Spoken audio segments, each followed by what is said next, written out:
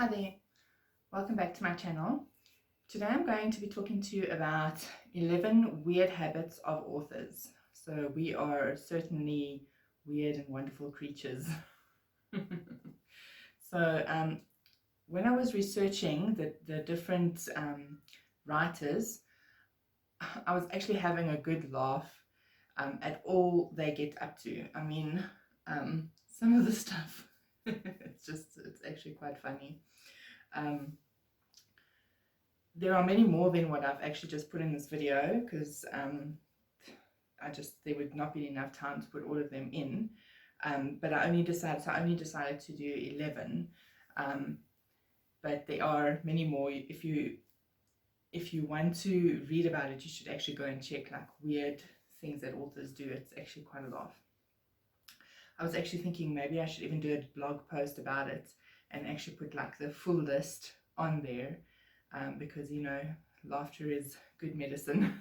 So and it's funny to think that these things actually work for the different authors, which is, yeah, it's weird.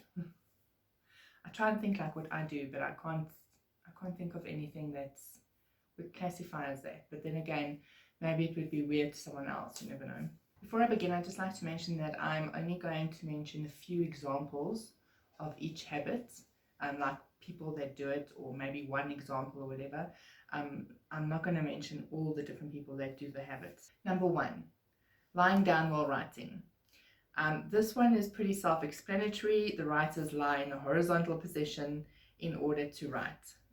Examples of people that do this type of writing was Mark Twain, George Orwell, Edith Wharton, which I hope I'm saying right, Woody Allen, surprisingly, and Marcel Proust. I hope I said that right as well. Now,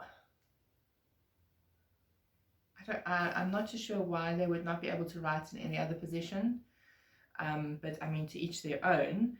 I would just find it very uncomfortable to do that, because I mean, yeah, maybe it's because I'm large, so that would just be very uncomfortable for me.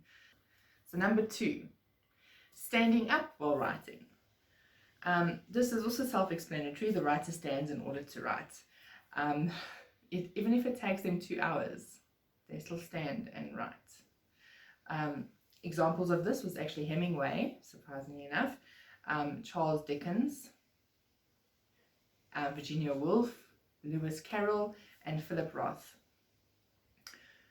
I don't know, maybe it's because I don't like standing for so long, because I eventually get sore. That's why I don't like ironing. But I mean, I can understand that, like, people when they talk on the phone, some people like to walk up and down while they're on the phone. I know my husband's one of those. He'll like walk this whole house full while he's on the phone. I think it gets their creative juices going. So I can kind of understand that one, and also it's probably less uncomfortable than the lying down one. But eventually I would want to sit. I don't think I could stand for the whole 2 hours writing. Plus, yeah, because I type when I'm writing. I'm not like writing it out. So unless you've got a dictaphone, that could work maybe. Okay, so number 3, writing with index cards. This was done by Vladimir Nabokov. I hope I'm saying that right. He was the author of Lolita, Pale Fire, and Ada. He used to write out scene cards and keep them like in slim boxes, so that he could reorder them whenever he wanted to. I suppose this is a good way of writing, but you see, I'm the type of person, I like to write mostly in order, and if I'm not writing in order, I get confused, because I like to have order. I know there's some writers that don't write in order, which is not a bad thing at all. It just depends on how you are as a person. So some people jump around in their scenes and they jump around in their chapters and everything, and it works for them, whereas me, I can't do that, because then I sort of like lose track of where I am. So for me, like writing on scene cards would be like a useless exercise because everything will be in order anyway. So yeah, but I can understand where some people would actually want to write that way because especially the ones that like to jump around a lot. Okay, number 4, using a color-coded system.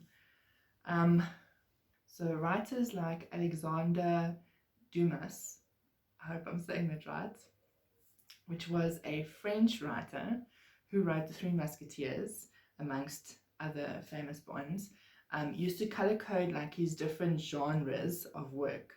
So he used blue for fiction, and he used pink for non-fiction and articles, and then he also used yellow for poetry. I use color coding when I'm editing because I want to know what the different, like when I'm going through my first draft and I'm color coding, which I'll be doing a video on that. But to color code my different things that I do, I don't know, it just seems like a useless exercise to me. I don't know, maybe if you do color coding, you could explain to me the thinking behind it in the comments, why you would do it, like what would be the benefit of doing that, doing your different genres in different colors. Okay, number 5, hanging upside down. This one was funny. So an example of this is Dan Brown, which is actually the writer of the Da Vinci Code. And he called it inversion therapy, and he says that it helps him relax and concentrate. He also does push-ups and sit-ups and stretches every hour every hour that he's written, he stops and he does push-ups and sit-ups and stretches. And if you look at his frame, like I wouldn't say figure because you say that for a woman, would you say it for a guy? No, his frame, he's actually quite slim, so that would explain why he is so slim, is because he does that. And it's actually not a bad idea, because if you are a writer and you're sitting, you usually also eating stuff that you shouldn't be eating, and because there's a lot of authors that snack while they're eating, and some of them don't snack very healthily. So if you're one of those authors, getting up every hour and doing like those exercises like push-ups and sit-ups and that would actually probably energize you, first of all, and second of all, it would also help to burn off any excess fat from just sitting all the time and eating and writing, which I think is a problem for some authors. Not all, but for some. It's actually a good idea. I think I might also start doing that. Number 6, facing the wall. So Francine Prose, which was the author of Blue Angel, used to like writing, or she used to write facing a wall because she believed that it limited any distractions and it helped her write for long stretches of time. I write facing a wall, but it's not because I want to, it's because of the way that my room is structured. That is just how I have to write. Otherwise I would want to actually be facing the outside because I like nature. And sometimes when you're trying to think about something, you know, it's nice just to not see what you're looking at, because, you know, it can get a bit much and then you just want to have a bit of a break. But I can also understand what she means, because if something's happening outside, then it's going to distract you and probably break your concentration, and you'd have to try and get that concentration back again. So I can see how she, you know, I can see from her point of view as well. Number 7, acting out dialogues. This for me was quite a funny one. So the most well-known one for this weird habit is from the screenwriter Aaron Sorkin, I hope I'm saying that right, who wrote The West Wing and The Social Network. He actually confessed to breaking his nose once while writing, because he likes to act out the dialogue in front of a mirror, and once and once he got a bit carried away and he accidentally headbutted the mirror. Um, I think if I was anywhere in the vicinity, I probably would have laughed for a very long time because it would have been funny. I could actually just see it in my my imagination, that happening. I think that's hilarious. But I think probably for a screenwriter that would work to get you to get your imagination going. But yeah, it was very funny for me. Okay, and then the next one's also quite funny. Number 8 is writing naked. Now, an example of this was the writer of The Hunchback of Notre Dame. His name was Victor Hugo. He actually had a tight schedule, and he ordered his valet to take his clothes away so that he wouldn't leave the house, and that if it was, and so that he could actually reach like his deadline. And if it was cold, like it was winter or whatever, he would just like wrap himself in a blanket, but he would still be naked. He would still be naked. I have to wonder what his valet thought. This naked man busy wandering the house because he's writing. But you know, I don't know, that I don't think my child would appreciate it if I walked around naked, or even my neighbors, because sometimes they can see in. So yeah, I don't think they'd appreciate it. But that was a really funny one for me. But I can see, like, the thing is, like, I don't really go anywhere, so this wouldn't work for me. Most of what takes up my time and my attention is like house stuff and people that come here, and then other things that I'm doing. So I'd have to find a different way than being naked. Number 9, drinking a lot of coffee. So examples of this, and please excuse if I'm saying this wrong, is Honoré de Balzac, which was a French writer, and he drank around 50 cups of coffee a day to find inspiration. And it said that he barely slept when writing La Comédie Humaine, which I also hope I'm saying right. And another author that's an example of this is Voltaire, who drank up to 40 cups of coffee a day. Now, I thought I drink a lot of coffee. I mean, in the past, I would drink up to 20 cups a day, and I thought that was bad because I thought there was a lot of coffee. I've now brought it down to probably about 10, sometimes a bit more. But I can just imagine this must be very unhealthy for you, because I know that it was very unhealthy for me. That's why I had to bring the coffee intake down. I also had to take milk out of my coffee because it was causing a lot of sinus problems and that. So 50 or 40 cups of coffee. I mean, I love coffee, but wow, that is a lot of coffee. Number 10, exhausting yourself. An example of this was Franz Kafka.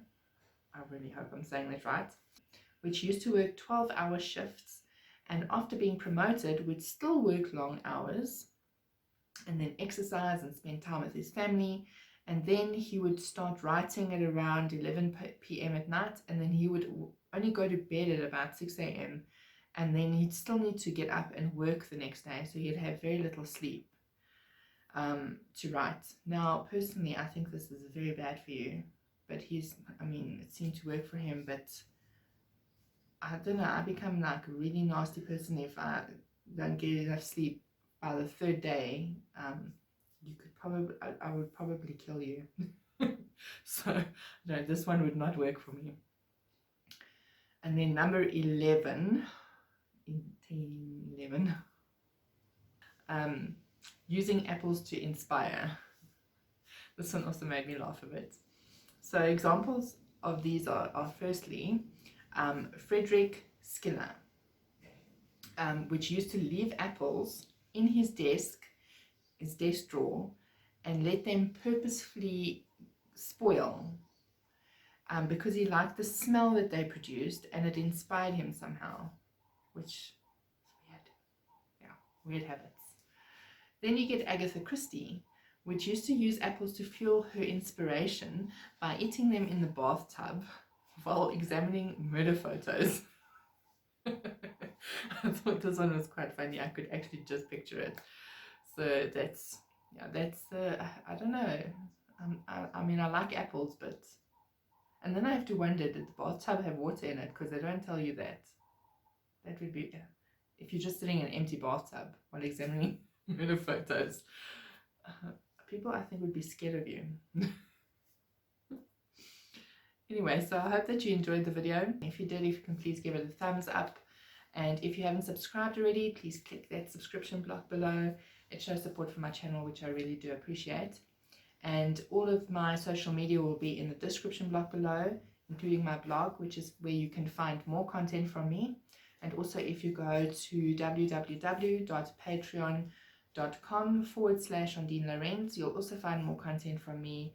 And it's also the best place for you to support what I do on this channel and also what I do on my blog. So I hope that you have a lovely day further. Enjoy your moments. Goodbye.